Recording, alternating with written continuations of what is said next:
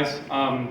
I have lived in the county for 20 years now. My wife and I moved here, excuse me, after I got out of the Navy from Norfolk, originally born and raised in suburbs outside of Detroit. My wife and I raised 2 children in the county, 2 graduates of the St. Mary's County Public School System, 21 and 23, Leonardtown High School and Great Mills High School, now away at college, electrical engineering majors, doing all the things that every parent sort of kind of wants them to do away at college, and some of the things that we sort of don't want them to do, but they are. So my take on the school board and my background is in business, whether it's public sector, private sector, personal, federal, whatever it is business. And fundamentally, it comes down to the money that we have available in the school budget is plenty to do the things that we need to do, that everyone else up here has talked about doing. We are not spending that money appropriately. If you look at the school budget, 60% goes to salaries and building maintenance. Completely fine. Everyone is going to say teachers need more money. 100% agree.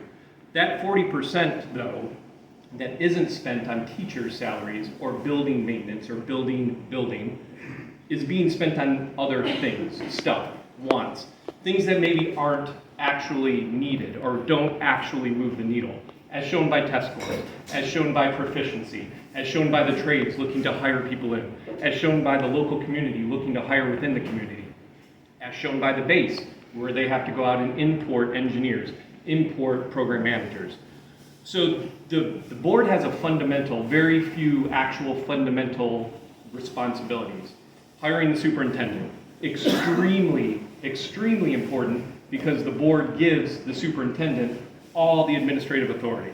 Everything that goes on in the schools is run by the superintendent. The board hires the superintendent. They need to adopt and approve the budget. They need to evaluate policy. They don't necessarily make policy. They take the policy, they evaluate it, and they implement it.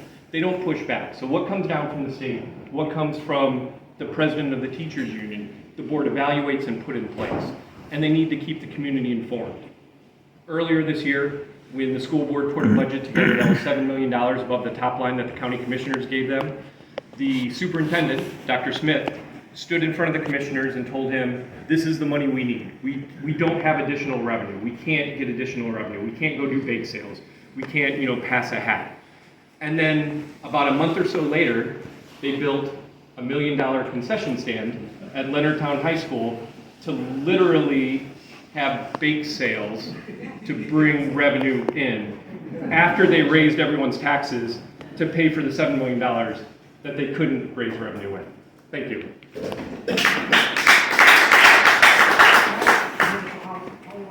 All right, audience, if you'd like to ask questions, again, raise your hand. We'll bring you a card, and I'll read it off. Jeff, we're doing 90 seconds. Right. So you get 90 seconds to answer the question. So at the 60-second mark, she'll put up the yellow. The red means your time is up. So, what will be your first action? And we'll start with Josh. Well, my first action is going to be to try and increase our safety and our security. It's been my #1 issue since the beginning of this campaign. And I mean that very sincerely. Look, we had 500 suspensions last year at Spring Ridge Middle School, overwhelmingly for violent fights. We have kids constantly getting into fights repeatedly. Weapons are being brought inside of our school. Teachers can't teach and students can't learn. So what I would like to do is I'd like to implement an alternative education. Turn it on? Yeah. It's on. Okay. What are you doing? Interpretive dance, Josh. Interpretive dance. What the hell? Really loud. You just want me to keep going, BJ? Okay. That's why. BJ. That's why I support alternative education programs for students that repeatedly get into violent fights, repeatedly put other students and staff at risk of injury. Look, the other thing is we need to work with our sheriff's office to expand our school resource officer program, to get them into our elementary schools and get this problem under control. Because when I talk to parents and I talk to students and I talk to teachers, safety and security is their #1 concern. Because if you don't have that, you've got nothing at all.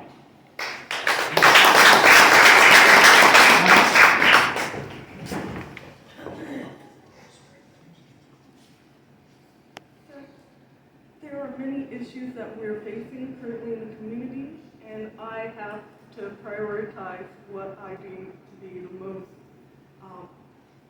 most communicated. So currently, I've been working with the community to hear about what is happening in the schools. And I've heard, for instance, temperature control is an issue. Like right now, is anyone chilly in the room, feeling a little draft or cold? Well, at Park Hall Elementary School, for example, they're experiencing much more extreme conditions, from it being freezing to just severely overheated in the room. Teachers constantly need breaks to take a refreshment or whatnot. But I believe that being proactive and going into the problems that we're currently facing right now at this very moment should help us with the upcoming school days. So I also would like to focus on the safety as well, because I know that is extremely important to make sure every child feels comfortable coming into the classroom and being able to learn without fearing. And a way to also provide safety for students. Bullying has been an extreme problem, and it's not only from other students, but from staff as well. So I would like to address the issues that that can cause with internal harm to students. It will probably be the most important to just have some sort of. It's okay. It's okay. We've all been there. Thank you. Thank you.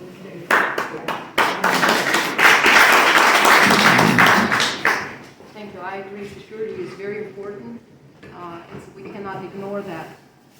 I'm running for school board, and I think that the most urgent thing that we need to do, is we need to review our curriculum, and we need to review our libraries. Our children have access, unlimited access to everything online. Our taxpayers are paying for online libraries at school that have titles that would make your grandmother blush. For example, at the high school level, I'm not going to go elementary. Elementary is awful. Middle school, awful. Let me give you an example of high school. High school, there are 89 titles that have the subject of racism. Our children, instead of studying history, instead of studying math, instead of studying ELA like they're supposed to, if you see the test scores, right, they're awful. Instead of doing education, instead of being educated, they're being indoctrinated. So 89 titles with the subject of racism, yet 0 titles with the subject of Christian heritage.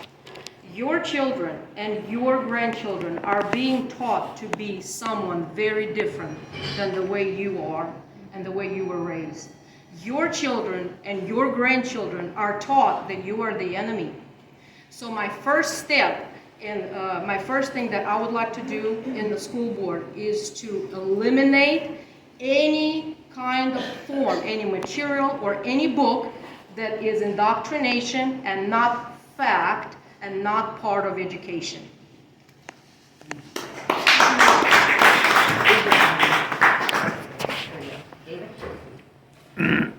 So the first thing I would do is bring the CFO and the head legal counsel in to have a conversation with. 2 very senior people within the administration directly reporting to the superintendent. CFO, have a conversation about the $14 million in the budget that's tagged for other costs. Not necessarily a big number given the overall budget of $328 million, give or take. It's about 3%. But to the point of the national debt and everything else we heard about, $14 million is real money. Let's talk about resource officers. Let's talk about curriculum. Let's talk about all of those things. Not to say that that would solve all of our problems, but $14 million would go a long way in solving those problems. The second question, and the other person, again, the chief legal counsel, is I would be interested in how many legal defenses, we'll use that term, we've done up and out, right? Those policies that come down from Annapolis, how many of those policies has the local school board pushed back down, pushed back against? Use that resource that we pay for, that everyone pays for, a good salary, a very good salary, an appropriate salary, I'll even say. But is that used for protection down and in, or is that used for pushing back up and out? And then after that, the idea of where the authority lies and what it looks like to pull that back up to the board, to the elected officials, not the hired official and the superintendent. Thank you.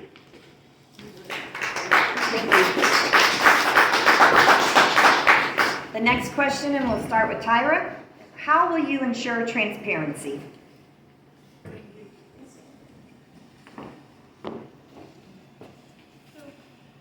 To ensure transparency with all parents of the St. Mary's County Schools students, I would like to try and audit what we have so far.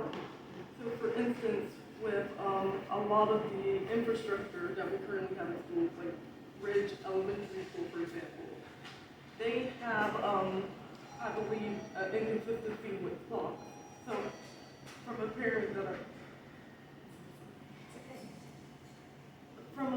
I've heard of the issues where they wish they could have more updated items in school. Everything is kind of outdated and just vintage in a way.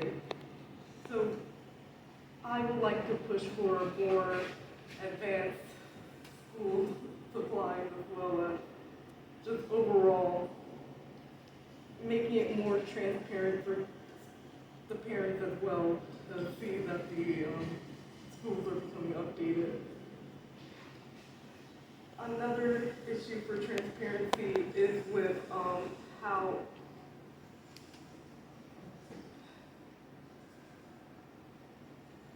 I would like to start back at the point where a lot of the administrative staff, they've been told that bullying is a huge issue. So after being informed of this issue, they have not done anything that they were supposed to do within the policy of reprimanding or correcting the issue. I think there should be a more transparent system for schools to communicate with the parents, and I think in order to do that, we can definitely have a face-to-face meeting with parents and make it more just overall easier process. Great, thank you. We'll go down this way. Sure. Transparency is actually a big problem. Lack of transparency is a big problem. As a parent, I dealt with a lot of lack of transparency, and to this day, I'm still waiting on a response on issues that I've raised. So lack of transparency is huge. What I would do, from the Board of Education point of view, I would make sure that the Board of Education addresses every single issue that is brought up to them. Every single issue. Every parent that has a question, has a concern, must be addressed. That must be addressed, and that parent needs to be emailed, written, called, whatever it is. Also, among teachers and parents relationship, I would say at the elementary level, transparency is somewhat a little better, but I definitely encourage a lot more communication between teachers and parents, and even at the high school level. I say, why not use the technology that we have and put on a Zoom meeting every time a child misbehaves. It doesn't matter what age they are. If they misbehave, I think there should be a Zoom call with the parents. The parents should know. If something happens in the classroom, I think the parents should know. If something happens at the school, I don't think the parents should find out about it in the social media. I think the parents should be the first ones to know if there's a security threat, if something is happening. I don't think the parents should be the last to find out like it has been happening. So transparency is huge, and lack of it is huge, and I would like to bring back transparency.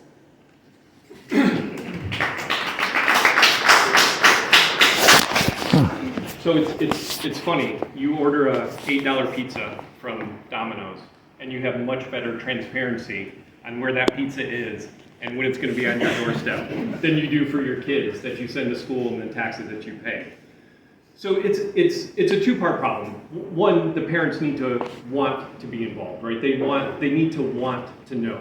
They need to care, but they also need to have that feedback. to Elena's point, if they send a message, right, if they make that initial contact, if they reach out and they get no response, why are they going to care? Why are they going to keep reaching out? So you need to have that engagement, and you need to have the parents to want to engage and know that their voice is being heard. But the second part is easy. It's technology, right? You go see your doctor, you get a prescription called into Walmart. You get 800 texts about your prescription, where it's at. You know, they made it, they built the box, they packaged it, all of the things. It's not a hard problem to solve. It's a matter of wanting to solve it. Chopticon goes on lockdown. Every single parent that has a child at Chopticon should get a text message. It's easy. You get a text message with an update, and you give the information that you have. You don't wait for all the information, right, 2 hours later when everything's done and over, and then you blast it out. You give what you have. Parents appreciate that. I appreciate that. Everyone appreciates that. We understand it's a dynamic, whatever it is a dynamic situation. You don't have those answers, but silence isn't the answer. If Domino's can do it, we can do it. Yep. Oh, sorry. No, go back to So when I travel the county and I talk with parents, transparency is a real issue, and it's something that they're concerned about. They're concerned, you know, how they can get involved, you know, what volunteer opportunities are available. And I think the problem is that, you know, I've looked at the SMCPS website, and I got to tell you, I don't think it's very user-friendly. That's why I support developing a parental portal where they can access everything from curriculum to volunteer opportunities. In addition, David mentioned the Chopticon incident. You know, I remember what it's like to have an emergency situation happen at a school, and you want to contact your parents, and because of the recent cell phone policy, and I thought it was a good policy, but students weren't able to contact their parents in that scenario, and I think that they should be able to contact their parents in that scenario. Because, I think that's very important.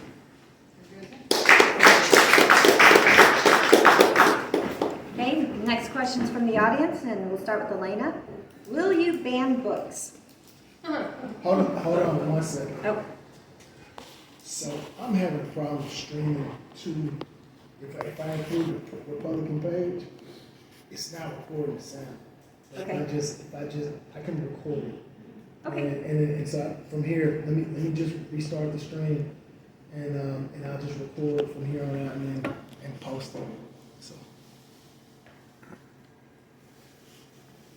or I can just dub all of your sound, sir. I'm so sorry. That's all right.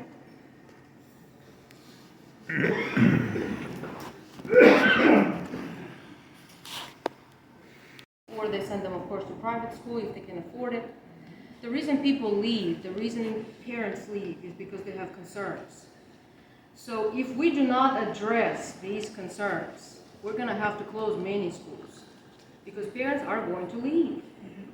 So that's why we have to address the concerns. And the most important problem, the most important issue that we have right now is that our kids are not learning how to read. They're not learning how to write. They're not learning to do math. If parents see that their kids are not succeeding, they're going to pull them out if they're able to. But not every family can afford to do that. So I believe that we need to address these issues first. We have to address these issues. When there is a need to close a school because another school can accommodate, of course, if there's a need, of course. At the current rate that we're going, I'm afraid we're going to have to close some schools because parents do not trust the education system. I'm running to bring back excellence in education so that we teach our kids how to read and write, so that kids are proficient by 3rd grade, so that parents can have renewed trust and renewed confidence in the public school system, and so that Southern Maryland is once again a haven for families, a place where families come and they know where their kids are going to get a good education. So this is why it's important that we address this issue, the most important issue. Thank you. Okay, the next question, and we'll start with Josh again. Do we have to follow policies from Maine that our local communities disagree with?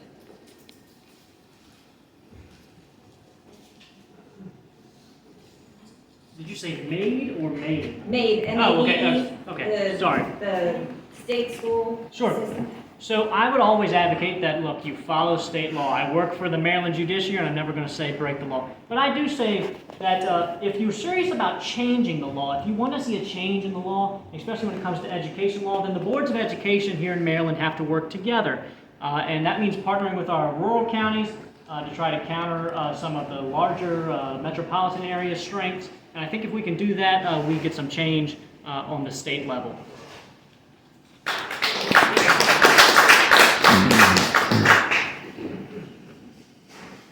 think it's definitely important to try and work together to follow all policies as much as we can, and to also create new ones with each other that benefit the entire community. Thank you. Can you read the question one more time? Sure. Would you be willing to close school, I'm sorry, wrong one. Policy, what about policy? Do we have to follow policies from MABE that our local community disagrees with? Okay, so I came to this country because of freedom. I came to this country because in this country, what is it? The government is by the people. What is it? For the people and of the people. So if the people at the local level disagree, the people have their right. And I think that our school board has the right, I know we do legally, we have the right to disagree with policies that come from Annapolis. I was there when I spoke against HB 588 when they were trying to make it mandatory for teachers to keep it a secret if a child comes to them and comes out of the closet and expresses that they're transgender and they want to keep it a secret. I went, I spoke against it, it didn't pass. Next year, I'm sure they're going to try again. I will support this 100% to not go that way, the way Annapolis is going right now. So I think the government, local government, represents the local people and has the right to disagree.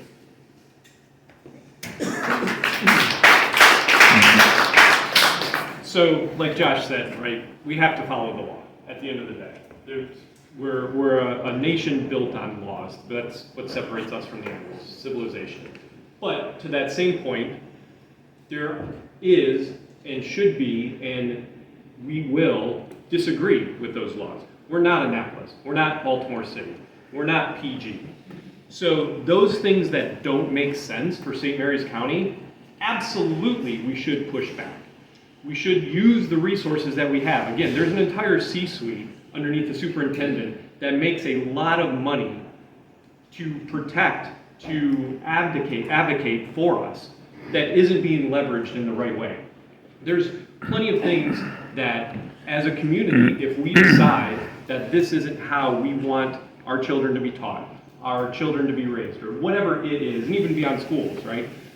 There is mechanisms and there are ways that are not being leveraged to do that. The school board right now gets the policy, gets the law down from Annapolis, says, thank you, may I have another, signs it in, sends it out, doesn't tell anyone or barely tells someone, and then it instantly becomes a thing. And now we're scrambling to understand why, how, is there opt-outs, how do we remove this, all of those things. So it should be a conversation. It should be, hey, this is what's coming down. We as the board don't think this is right. We're going to push back on it, and keeping the parents, keeping the taxpayers, keeping everyone informed. Because it's not just a local level vote, right? We all vote for state representatives. We all vote for congressional. All of that matters. And if the local populace doesn't see that those votes impact the county level, then we're not informed enough to make that change and to support those changes. But fundamentally, yes, we need to follow the law, but civil disobedience is a thing, and there's plenty of lawyers on staff to protect us. All right, this question, we'll start with Tyra. Are you willing to change policies so homeschooled students and private school students have access to government school facilities and sport teams?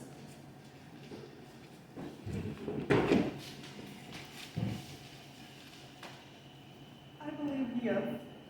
Depending on the policy itself, it would be a great thing for our community to incorporate homeschoolers and private schools as well, since all students are equal, no matter what type of schooling they're receiving. They should all learn from the best, which would be St. Mary's County. Thank you. I would support this initiative 100% because homeschool families pay taxes. And they deserve and they have every right to have their kids participate in whatever activities they choose. So it is their right and it would be our privilege to do that. Absolutely, right? They're taxpayers, they're members of this community. I would expand it beyond sports. I would expand it to anything within the school, the Forest Center, the dual enrollment. So I had a community member talk to me, they homeschool their kids, wanted to put them in dual enrollment at CSM, talked to CSM, and because they were not enrolled in public schools, they were gonna have to pay the full per credit hour fee for their kid to dual enroll. Whereas if you're enrolled in public schools, it's 50% or 75% of the rate. Which again, why are we punishing homeschoolers? Why are we punishing those that are doing what's best for their family? They're still, everyone still pays the same amount of taxes, all of the things. They're taking their money and using it the way that they see fit. They're taking their resources, their assets, using it how they see fit. The school should earn the rights or earn the ability to have children in there. It's a basic supply and demand. If the school isn't providing that service that's needed, then you shouldn't have to send your kid there or pay for it. It's yes, absolutely support homeschoolers using public school infrastructure. Yes, I gotta tell you, I wasn't great at sports when I was young. I was more like a science club kind of kid, but absolutely they should be able to join. And social development, that's very important for children, so yes, I support that policy.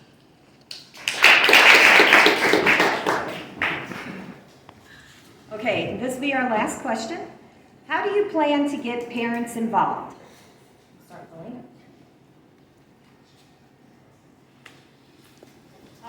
Parents' involvement is very important. If I would not have been involved in my kids' education, I would not have known what's happening, and I would not have been here. I'm running for school board because I got involved and because I found out what's happening. So parental involvement is very important. Not all parents can educate their kids at home. Not all are able to work, whatever it is, whatever the reason. However, making the parents feel welcome in the school is a very different issue because I have not felt welcome.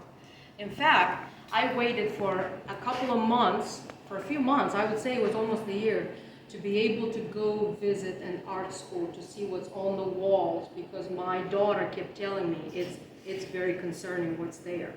So in this situation, I don't think the school made me feel welcome. So the first thing I'd like to do is for our schools to make sure that they make the parents feel welcome. Always allow the parents to volunteer if they're able. Not all are, but allow them to volunteer. Again, I mentioned Zoom meetings. Not all parents can come attend in-person meetings. It's very difficult. They work, so forth. But hey, they can take a lunch hour, quick Zoom meeting if need be, and that's another involvement. I loved what Josh said about establishing a portal. I think that's a need, and I think that we ought to have it so that parents can communicate in real time with the school system and see and get involved in what's going on. There are a lot of other opportunities. I know parents are overwhelmed, so they don't want to be, how should I say, they send their kids to public school not so that they can be there all the time. However, I think that if the school system extends an open hand to parents and makes them feel welcome, the parents will be involved and they will continue to be involved because they are vastly invested in their kids' well-being. Thank you. So I think it starts with the Board of Education meetings themselves. There's 2 meetings a month. One is at 9:30, 9 o'clock in the morning on a Wednesday. So who works on Wednesday, right? Most people. Most parents who have school-age children. who has something going on Wednesday evenings that has school-age children, right? Soccer, basketball, baseball, lacrosse, whatever it is. So the school board itself, right? Those meetings aren't conducive to transparency. So that's the first obvious, easy step. The other is getting that feedback. So when you interact with someone, you want to know that you're being heard, whether they agree with you, disagree with you, whatever it is. That interaction back. You send an email to an email address, a mailbox, and you get a canned response, if a response at all. So it's very basic blocking and tackling things that can increase that engagement, start that momentum, get parents involved, and then get that change that's needed. But to Elena's point, right, they have to be welcome. Parents need to know that when they spend their precious time, calories, resources to try to do something, that they're being heard, they're being understood, and they're being taken seriously. Look, parents are their child's first and most important teacher. And as I said in my first interview with Chesapeake Today in February, we need to work with parents, not against parents. So I went over a little bit about my parental portal idea, making everything easily accessible, easy navigatable on the SMCPS website. I also, commit to have regular meetings with our PTOs and our PTAs here in St. Mary's County so I can hear directly from parents and get some feedback. Like I said, if there's a complaint made, if there's an issue with their child's education, I believe that parents should get a timely response, not have to wait months.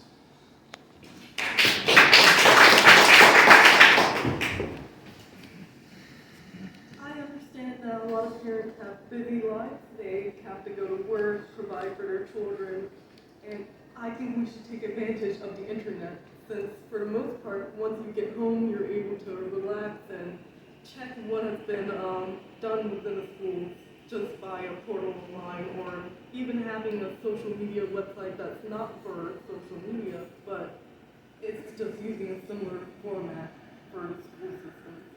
So they can communicate their ideas as well as post interesting events or anything else related to schools only on that type of media platform.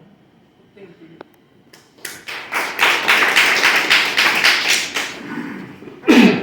Now we'll have 2-minute closing statements, and after that, I'll read a statement from Brandy Edenly. So we'll start with David, and we'll go down the line this way.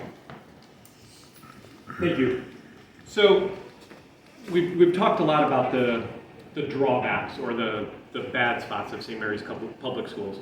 I do want to say that this is a great community, right? There are a lot of good things about the public school system that we have. The STEM program is amazing. The partnerships with the base, that interaction, that ability, it's a very unique resource, not only from a financial and economic standpoint, but from a growth standpoint, a learning opportunity. The diversity that we have across this county is a great asset. The Forest Center, the Technical Center, is a great asset.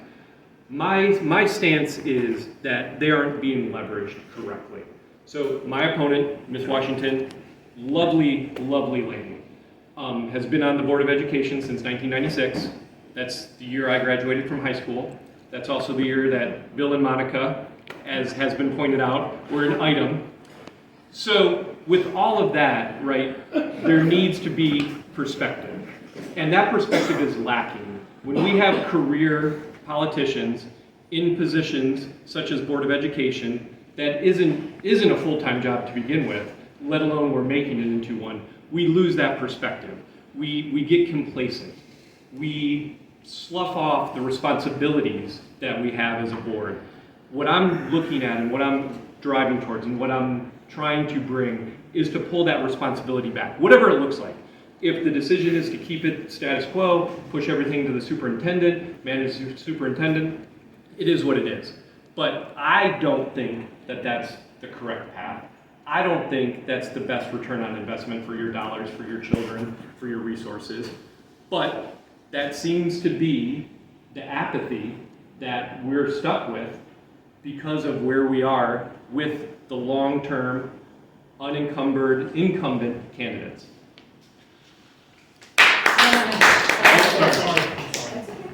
Josh trying to Hold steal on. my. I'm sorry. David, can you give us? Oh, sorry. Give us your website Yeah. and how to donate, how to support. VoteForDavidDries.com.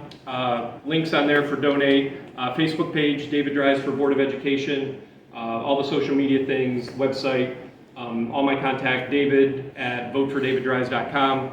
Donation links, all of that's on there. Appreciate the help and support. I got a fine by the State Board of Education because my authority line wasn't in the correct Facebook little tag block. So any help would be greatly appreciated to pay my debt to the state. Thank you.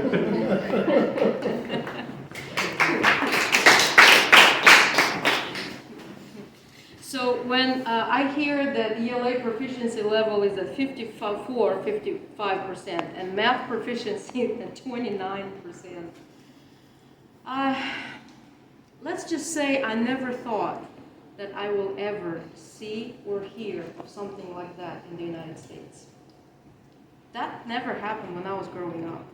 Where I come from, in Eastern Europe, most kids can read and write in 3 languages, 2 at least. Math, they're very good. There's no, and we are spending about $2,000 there. They spend, I know it's a developing country, they spend about $2,000 per student per year. Yes, students don't have everything our students have here, but obviously money is not the reason, right? So I'm running because I believe that we can turn this around. I believe it can be done. From the teachers that I know, and it's funny because during COVID, I heard so many teachers teach that I did not know how they teach. And I tell you what, we have some phenomenal teachers in St. Mary's County. I was listening to one of them and I thought, she's a better professor than my professor that I was taking some of my master's courses. So we have phenomenal teachers, but at the same time we have rogue teachers. Rogue teachers who push their political agenda in school. And not only that, but that is not viewed as something that's of concern. Recently, the way the school has enforced the policy of cell phones, which from what I hear is a little too much, but that shows me that if our superintendent wants to enforce something, he can. That's what that showed me. If he wants to enforce a policy, he can. And so as I'm reading through all the policies that we have, I'm noticing that we are not enforcing them. So I'm running for school board because I think this ship can be turned around. I'm running because I think we have phenomenal teachers, and I'm running because I think parents should make their voices heard, change the school board, bring in competent people, turn this around, and bring back excellence in education for St. Mary's County. And have website and next slide, please. My website is votebrewerforboe.com, votebrewerforboe.com. On Facebook is Elena Brewer for Board of Education. Any help is welcome. I took a job so I can afford this, so please help. It's not cheap to run for school board. I don't even know how they do the other races. So any support is welcome. Thank you.